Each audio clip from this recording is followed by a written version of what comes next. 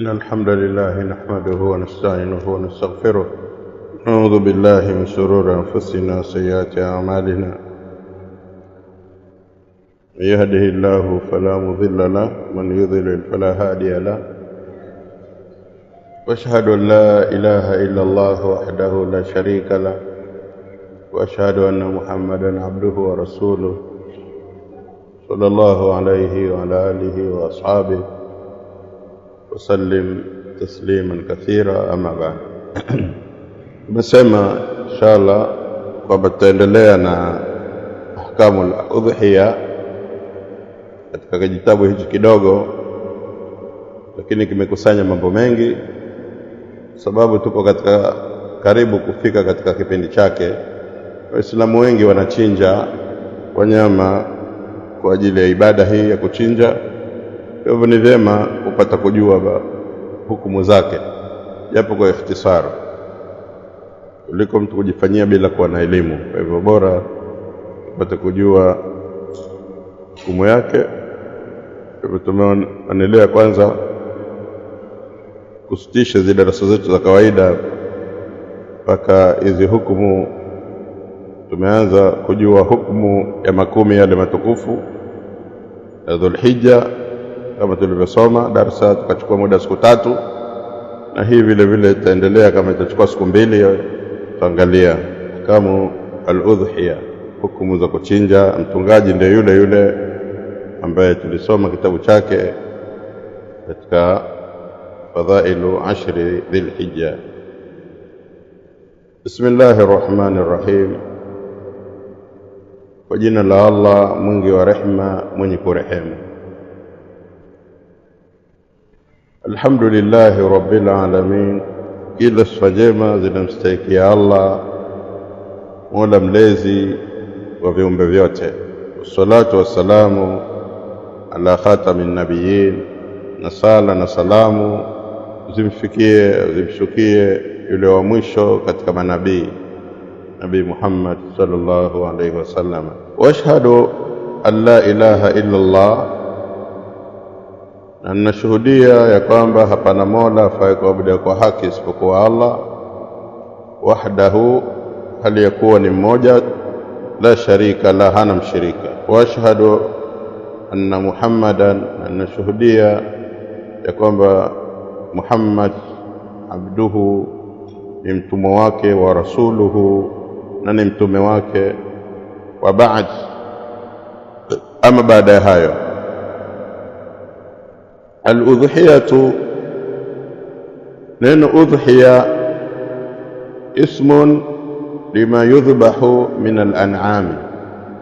Ni jina, ismun lima yudhbahu, ni jina analoitiwa wale ambao wanachinjwa min al-an'am, katika wanyama. Udhiya ni jina huitiwa wale wanaochinjwa katika wanyama bisababi Eid al-Adha, kwa sababu ya sikukuu ya hiyo siku ya kuchinja. Taqarruban ila Allah Ta'ala, hali ya kujikurubisha kwa Allah mtukufu. Watu wanachinja kwamba ni ibada hiyo ambao huchinja al-an'ami, wanyama wa miguu minne wanaofugwa kwa ajili ya kujikurubisha kwa Allah subhanahu wa ta'ala. وهي مشروعة بالكتاب والسنة وإجماع الأمة. na ibada hii ya kuchinja ni sheria, na ilionyesha ni sheria ni Qur'ani na sunna ya Mtume sallallahu, na makubaliano ya umma wa Kiislamu kwamba jambo hilo ni jambo la sheria. Qala Allahu Ta'ala, amesema Allah mtukufu, fasalli li rabbika wanhar, basi sali kwa ajili ya Mola wako na uchinje kwa ajili ya Mola wako. Fasalli li rabbika, basi sali kwa ajili ya Mola wako, wanhar, na uchinje kwa ajili ya Mola wako. Nanhar, tumesema nahara ni kule kuchinja kama vile anapochinjwa ngamia. Anachinjwa aliyekuwa kasimama, anachorwa kisu kikali pale kwenye kishimo. Ngamia ni mnyama mkubwa, huwezi kumlaza, kwa hivyo anachinjwa hali ya kuwa amesimama. Ndio Allah akasema fa idha wajabat junubuha ay saqatat, watakapoanguka ubavu. Kwa hivyo inaonyesha kwamba kasimama. Kwa hivyo nahar ni kule kuchinja kwa kule kutoboa kwenye kishimo pale, alafu akishaanguka tena unachinja kumaliza shingo. Lakini kwanza hiyo ndo nahar, lakini naingia mpaka yule ambaye analazwa na akafanywa dhabhu, akafanywa dhabhu, akachinjwa kwenye roho. Kwa hivyo sali kwa ajili ya Mola wako na uchinje kwa ajili ya Mola wako. Na ibada ya kale na kuchinja zimewekwa pamoja kwa sababu katika ibada tukufu ya vitendo basi ni sala, na ibada tukufu katika inahusiana na mali basi ni kuchinja. Hivyo vikawekwa pamoja, fasalli li rabbika wanhar. Waqala ibn Umar, na akasema ibn Umar, aqama an-nabiy sallallahu alayhi wasallam bil Madina 10 sinina yudhahi. Mtume sallallahu alayhi wasallam alikaa pale Madina miaka 10, na miaka yote hiyo ikawa anachinja. Ile ikifika Eid al-Adha Mtume sallallahu alayhi wasallam anachinja muda miaka 10. Rawahu Imam Ahmad wa Tirmidhi. Wa Anas, na imepokewa kutoka Anas qala, amesema dhaha an-nabiy sallallahu alayhi wasallam bikabshaini amlahaini akranaini dhabahahuma biyadihi wasamma wa kabbara wa wadaa rijlahu ala sifahihima. Dhaha an-nabiy sallallahu alayhi wasallam bikabshaini, mtume alichinja kondoo wawili amlahaini, weupe. Alichinja kondoo wawili ambao walikuwa weupe, na inasemwa vile vile bayadhu wa sawad, vile vile amlahaini, maana hiyo hiyo moja, kwamba ni weupe uliochanganyika na weusi. Aliwachinja kondoo hao wawili ambao walikuwa ni mweupe ambao wamechanganyika na kidogo na weusi, akranaini, wenye pembe, kuonyesha kwamba walikuwa wamenona. Sababu hata kishafanya pembe ni kuonyesha kwamba huyu mnyama ni mkubwa. Kwa hivyo walikuwa na pembe. Dhabahahuma biyadihi, Mtume sallallahu aliwachinja kwa mkono wake mwenyewe. Alichinja kwa mkono wake, hakuwakilisha kwamba nchinjie, alichinja kwa mkono wake. Wasamma wa kabbara, na akasema bismillah, na akasema Allahu akbar. Samma, alisema bismillah, wa kabbara, na akasema Allahu akbar. Kwa hivyo bismillah, useme bismillahir rahmanir rahim, nasema tu bismillah Allahu akbar, bismillah Allahu akbar, sawa.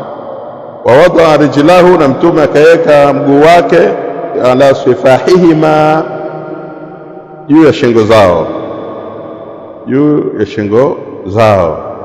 Yani aliweka mguu kwenye shingo pale, hajamfunga miguu, hajamfunga miguu, bali aliweka mguu akamkanyaga kwenye shingo, mguu mmoja, alafu mwingine akamweka ubavuni na akachinja, akawa amepata balance.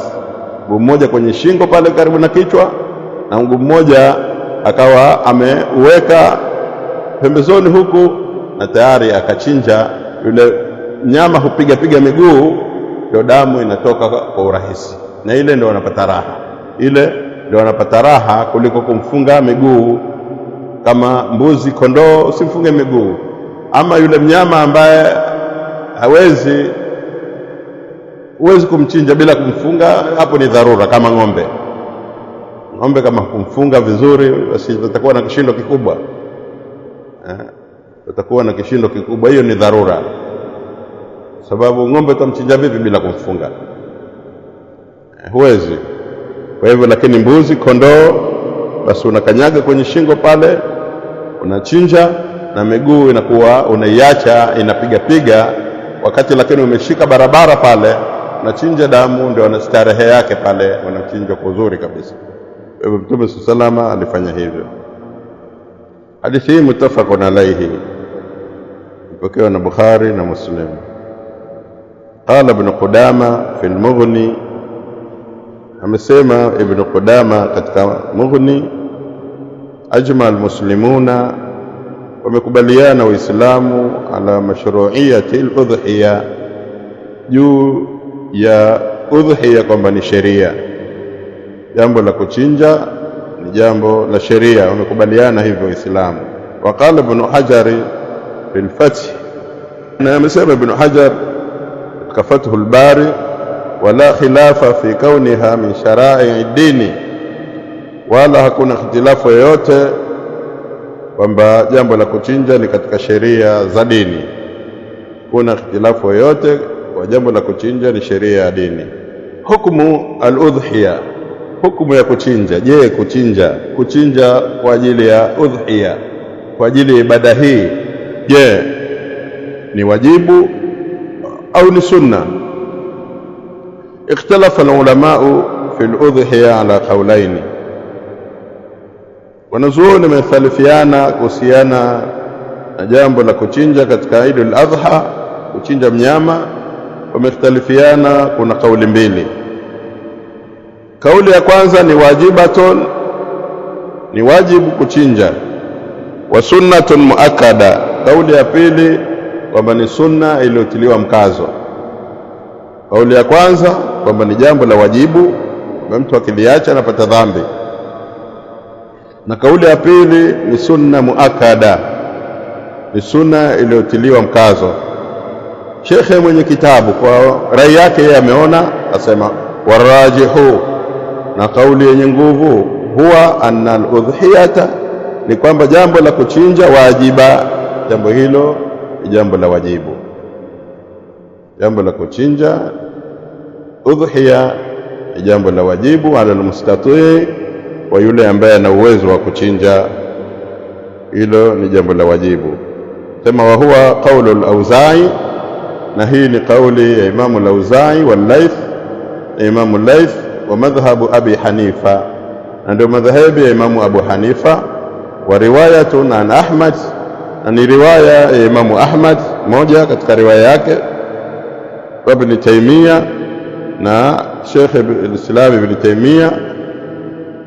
Waqala, na kasema Ibn Taymiyyah, huwa ahadul qawlaini, kwamba ni moja katika kauli mbili, fi madhhabi Malik, katika madhhabi ya Imam Malik, au dhahiru madhhabi Malik, au dhahiri ya madhhabi ya Imam Malik, kwamba katika kauli zake mbili, au kauli ambayo ni ya dhahir, ambayo ina nguvu kwa upande wake, kaitia kwamba ni jambo la wajibu.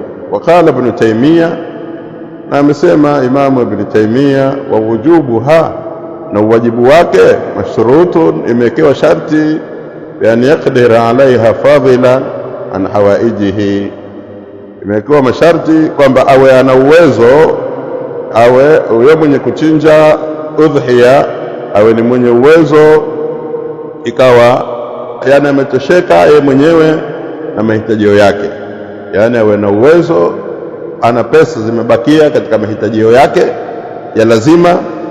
Kwa hivyo hapo tasabika na uwezo, kwa hivyo kwake yeye itakuwa ni wajibu kuchinja baada ya kumaliza mahitaji yake.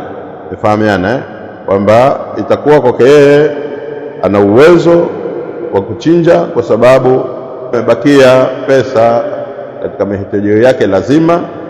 Kwa hivyo hapo kwake yeye itakuwa ni lazima kuchinja. Katika madhehebi ya jumhuri ulama, hukumu al-udhiya inda al-ulama, jumhur wao wanaona kwamba ni sunna muakkada. Wanazuoni walikuwa ni jumhur. Ukisema jumhur tunakusudia Imamu Maliki, Imamu Shafi na Imamu Ahmad. Imamu Abu Hanifa peke yake katika wanazuoni wa fiqh ndiye aliyesema ni wajibu. Kwa hivyo hii rai kwamba ni wajibu, hii ni rai ya Imamu Abu Hanifa. Al-Hanafiya yarawna anna al-udhiya wajiba. Imamu Abu Hanifa na madhhabi ya Hanafi, wao wanaona udhiya kwamba ni jambo la wajibu ala kulli muslimin qadirin, wa kila muislamu ana uwezo kwamba jambo hili ni wajibu. Ama jumhuri ulama al-Malikiyya wa Shafi'iyya ila yarawna annaha sunnatun muakkada, wao wameona kwamba jambo la udhiya, kuchinja siku ya Idi na zile ayamu tashriki kwa ujumla wake, ni sunna iliyotiliwa mkazo. Ani Nabii sallallahu kutoka Mtume sallallahu, yukrahu tarkuha lilqadiri, na inachukiza kuacha sunna hiyo kwa yule mwenye uwezo wa kuchinja. Kwa hivyo jumhur wao wanasema ni sunna muakkada na sio jambo la wajibu. Wa adillatul wujubi hiya, Sheikh anasema na dalili kwamba ni wajibu ni kama zifuatazo. Qala ibn Umar, amesema ibn Umar radhiallahu anhuma, aqama an-nabii sallallahu bil Madina, Mtume sallallahu aliishi pale Madina 10 sinina, muda miaka 10, yudhahi, ikawa anachinja udhiya, anachinja vichinjo udhiya kwa ajili ya ibada hiyo, kujikurubisha kwa Allah, muda miaka 10. Rawahu Imam Ahmad wa Tirmidhi, asema ma tarakaha walau maratan wahida, miaka 10 yote hajaacha hata mara moja. Jambo hilo la kuchinja hajaacha hata mara moja, lakini hii haijaonyesha kwamba ni wajibu kwa Mtume sallallahu kuchinja muda wa miaka 10 hajaacha. Ni fiili yake kwamba kachinja Mtume muda wa miaka 10, kwa hivyo haijaonyesha hapo kwamba ni jambo la wajibu. Kinaonyesha kwamba ni sunna ukimfuata Mtume Muhammad sallallahu ni sunna.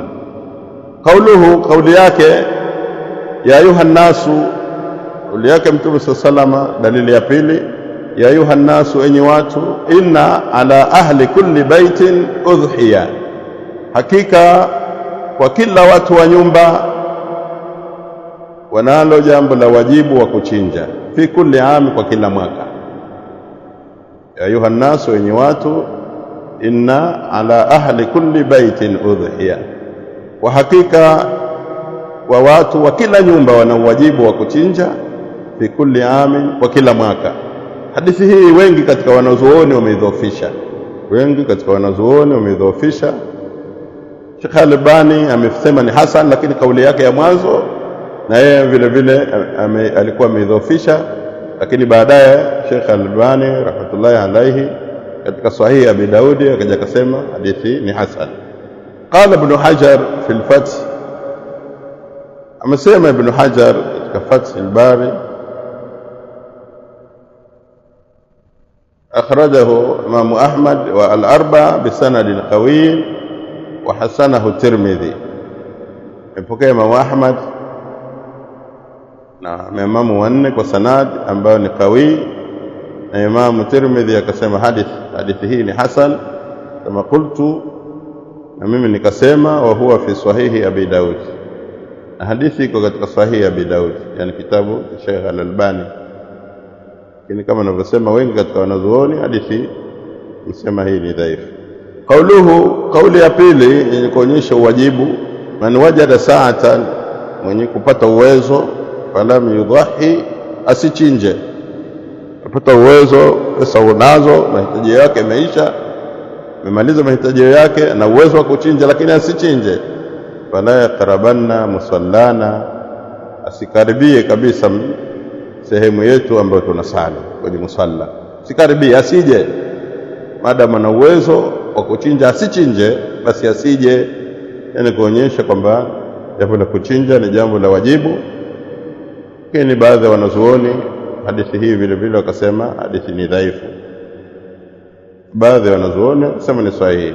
Rawahu Imam Ahmad ibn Majah, ipokea Imam Ahmad na Imam Ibn Majah, wasahahu al-Hakim, na Imam al-Hakim akasema hadithi ni sahihi, sahihisha. Qala Ibn Hajar fi al-Fath, nasema Ibn Hajar katika Fathul Bari, rijaluhu thiqat, watu wake wapokezi wa hadithi hii ni watu ambao ni thiqa madhubuti. Wa ahsanahu al-Albani, Sheikh Al-Albani rahmatullahi alayhi akasema hadithi hii ni hasan fi sahihi Ibn Majah, katika kitabu chake Sahih Ibn Majah. Dalili ya 4, qala Allah Ta'ala, asema Allah mtukufu, fasalli li rabbika wanhar, sisali kwa ajili ya Mola wako na uchinje. Salli li rabbika wanhar, sali kwa ajili ya Mola wako na uchinje kwa ajili ya Mola wako. Sheikh anasema amru bin nahri, amri ya kuchinja hapa baada swala, baada ya sala, wal amru liwujubi, na amri hapa ni amri ya uwajibu. Imekuja kwamba mkimaliza kusali mnatakiwa mchinje, na amri ya hapa anasema liwujubi, ni amri ya uwajibu. Namba 5, an kana dhabaha qabla an yusalli falyadhbah makanaha wa man lam yakun dhabaha hatta sallaina falyadhbah bismillah. Hadithi hii kama alivyosema Sheikh muttafaqun alayhi, ipokuwa na Bukhari na Muslim. Man kana dhabaha qabla an yusalli falyu'id makana, arejee sehemu yake, maana yake achinje mwingine. Man lam yakun dhabaha falyadhbah bismillah. Man kana dhabaha qabla an yusalli falyadhbah makana au falyu'id makana, arejee sehemu yake, maana achinje mwingine. Man dhabaha qabla an yusalli falyadhbah makanaha ukhra. Lakini kwanza bismillah, Allahu akbar, itangulie mwanzo. Man dhabaha qabla an yusalli, dhabaha yeyote atakayechinja qabla an yusalli, kabla hajasali, falyadhbah makanaha ukhra, na achinje sehemu yake, achinje mnyama mwingine. Nikishamaliza kusali achinje mnyama mwingine, yule aliyechinja siye sawa, yule aliyechinja kachinja tu, lakini siye. Man dhabaha, atakayechinja qabla an yusalli, kabla hajasali, falyadhbah makanaha ukhra, achinje mnyama mwingine sehemu yake. Rawahu al-Bukhari wa Muslim an al-Bara ibn Azib radhiyallahu anhu. Hadithi imepokea Bukhari na Muslim, ambaye inatoka kwa sahaba al-Bara ibn Azib radhiyallahu anhu. Sababu imekuja kwa hadithi ya Bara kuweka wazi, imekuja katika hadithi ya Bara kuweka wazi, man dhabaha qabla an yusalli, atakayechinja kabla hajasali, falyadhbah makanaha ukhra, na achinje mnyama mwingine sehemu yake. Yani yule aliyechinja huyo siye, ni nyama tu ya kawaida, sasa achinje mnyama mwingine. Hadithi iliyokuja fi sahihaini, kuja katika sahihi mbili Bukhari na Muslim, an al-Bara ibn Azib radhiyallahu anhu, nipokea kutoka Bara ibn Azib yala amridhi, qala, amesema waha khalu li, alichinja mjomba wangu, yuqalu lahu Abu Burda, jina lake kiitwa Abu Burda, qabla as-sala, alichinja kabla hajasali. Faqala an-nabii sallallahu alayhi wasallam, mtume akasema shatuka shatu lahmi, mbuzi uliochinja ni mbuzi wa nyama ya watu wako nyumbani. Mbuzi uliochinja ni mbuzi wa nyama, kitoweo cha watu wako, lakini sio kwamba umechinja kwamba umepata sunna ya kuchinja. Hiyo ni mbuzi wa nyama tu uliochinja kwa ajili ya watu wako nyumbani. Thumma qala sallallahu alayhi wasallam, kisha mtume akasema man dhabaha qabla salati, yeyote mwenye kuchinja kabla ya sala, fa inna ma yadhbahu li nafsihi, hakika huyo amechinja kwa ajili ya nafsi yake mwenyewe. Wa man dhabaha ba'da salati, na atakayechinja baada ya sala, sala Eid kimemaliza ndio akaenda kuchinja, faqad tamma nusukuhu, kwa hakika kuchinja kwake kumekamilika, kuchinja kwake kumekamilika katika ibada, wa aswaba sunnatal muslimin, na ameipata sunna ya Waislamu. Hii iko katika sahihi Bukhari na Muslim, iko katika Bukhari na Muslim kwamba Mtume sallallahu alayhi wasallam, hadithi aliyopokea Bara ibn Azib kwamba mjomba wake alichinja, ambaye anaitwa Abu Burda, alichinja kabla ya sala. Mtume sallallahu alayhi wasallam akamwambia, mbuzi wako huyo aliyochinja ni mbuzi wa nyama ya kitoweo cha nyumbani tu. Kisha Mtume akasema man dhabaha qabla salati, atakayechinja kabla ya sala, fa inma, sababu ya jambo hili ni tawqifia. Sema bwana, ukichinja kwani malengo sikula, kwa hivyo ukichinja wewe kabla ya sala utapata kunywa supu mapema. Mambo hayaendi hivyo, mambo yanaenda kidalili. Kwa hivyo ni tawqifia, unatakiwa uchinje baada ya sala, kiwa uchinje baada ya sala. Kwa hivyo man dhabaha qabla salati, atakayechinja kabla ya sala ya Idi, fa inma yadhbahu li nafsi, huyo anachinja kwa nafsi yake mwenyewe, kitoweo chake tu. Wa man dhabaha baada salati, atakayechinja baada ya sala, faqad tamma nusuku, ibada yake ya kuchinja imekamilika. Wa aswaba sunnatal muslimina, na ameipatia sunna ya Uislamu. Mtume kaita kwamba ni sunna kule kuchinja wakati huo baada ya sala, ni sunna ya Uislamu, ni mwenendo wa Uislamu, na hadithi iko katika Bukhari na Muslim. Kwa hivyo man dhabaha qabla an yusalli falyadhbah makanaha ukhra, wa man lam yadhbah hatta sallaina falyadhbah bismillah, na yule ambaye hajachinja mpaka tukamaliza kusali, basi achinje kwa jina la Allah. Manake huyo amepata sunna ya Uislamu kama Mtume alivyosema. Qala Sheikhul Islami rahimahullah, amesema Sheikhul Islami yani Ibn Taymiyyah Allah mrehemu, wala adhharu wujubuha, na adhhar kwa kauli ambayo iko wazi, ilikuwa ni dhahiri zaidi, ni kwamba jambo hili la kuchinja udhiya ni jambo la wajibu. Fa innaha min a'zami sha'airi al-islami, ni katika yale matukufu ya Uislamu, ni katika yale matukufu katika sha'airi al-islami. Wa hiya an-nusuku, nayo ni hiyo an-nusuku al-'am, kuchinja kwa ajili ya ibada ambayo inajumuisha watu wote, fi jamii al-abswari, katika miji yote. Wa nusuku, na huku kuchinja huku katika ibada hii ya kuchinja, makurunu biswala, imewekwa pamoja na sala, salli li rabbika wanhar. Kwa hivyo imewekwa pamoja na sala. Wa hiya millatu Ibrahima, nayo ndio mila ya Nabii Ibrahim, nayo ndio mila na desturi na mwenendo wa Nabii Ibrahim, alladhi umirna bittibai millatihi, ambao sisi tumeamrishwa kufuata mwenendo wake, kufuata mila yake Nabii Ibrahim.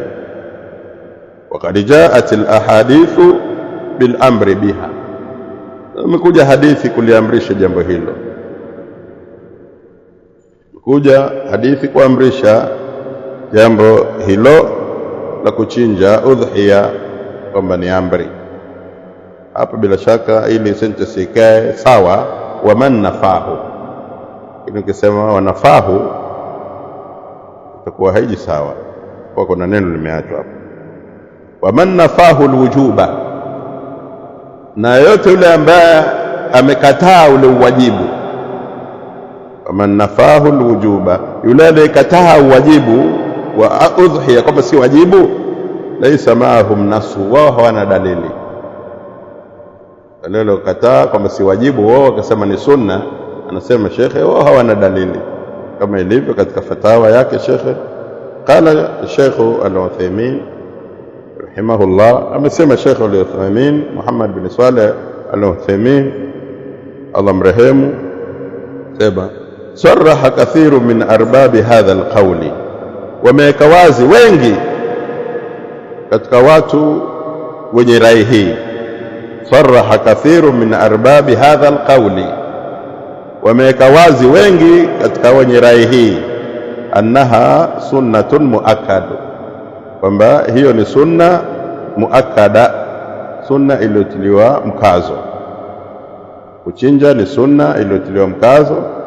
Bi anna man tarakaha, kwamba yoyote yule mwenye kuiacha, yukrahu, ni jambo lenye kuchukiza, lilqadiri, kwa mwenye uwezo wa kuchinja asichinje, amefanya jambo la kuchukiza.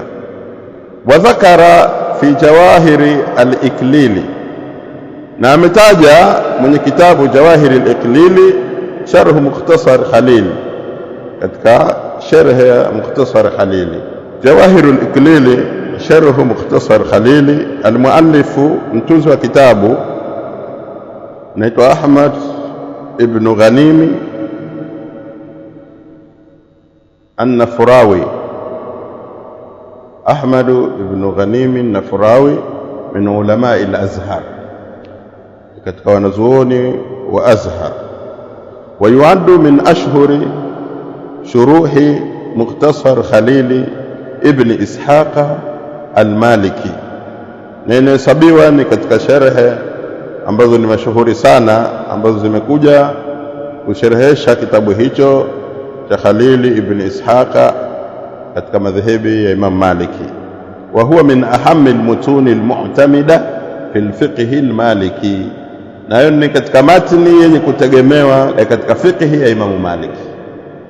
Katika fiqh ya madhehebi ya Imam Maliki, kitabu hiki ni chenye kutegemewa, ambacho kinaitwa kama Sheikh alivyokitaja Jawahiru al-Iklili sharh mukhtasari Khalili. Tayeb, amesema katika kitabu hicho, annaha idha tarakaha, wa hakika akiacha mtu jambo la kuchinja, ahlu baladi, ikiwa wataacha watu wa mji kwamba bado hatuchinji sababu hii ni sunna tu, hatuchinji, basi kutilu alaiha, watauawa. Kutilu alaiha, watauawa. Kadhi atawaua kwa kuiacha ibada hiyo, liannaha min shara'i al-islami, kwa sababu ni katika yale matukufu ya Kiislamu. Kwa hivyo wakaamua watu wa mji, hamna kuchinja, wachinje huko kwa Maka, sisi mji wetu hatuchinji, basi itabidi wauawe. Taja katika hukumu yake. Ala kule hali, ihtilafu ndio hiyo, wengine wanasema ni wajibu, wengine wanasema ni sunna muakkada. Jumhurul ulama wanasema ni sunna muakkada, na baadhi ya wanazuoni wakasema hapana, ni wajibu kama tulivyoona.